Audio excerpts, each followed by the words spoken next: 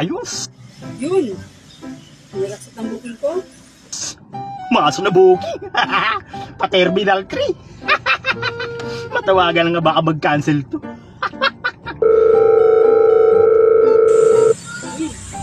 Natawag kay driver, oh. Ang sagutin ko.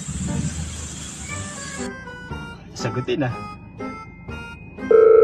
Hello ma'am? Hello po? Ay, sagutin ah. Patay tayo. Na?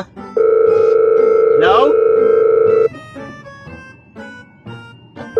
Ako na nga lang. Oh, jackpot! Terminal 3! Dahil bukay ngayon dun. Kaya alam, pangit yung driver, ah. Cancel ko na ito. Oh